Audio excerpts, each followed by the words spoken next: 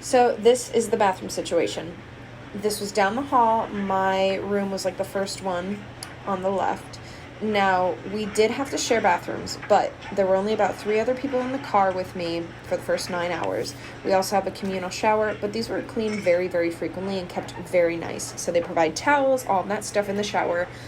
Now, some of the select Amtrak trains will have a toilet in the roomettes underneath where my sink was.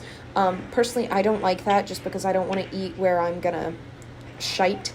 So I like this situation better, even if it's shared. Plus, they're cleaned so frequently, and these are a lot better than the coach and business class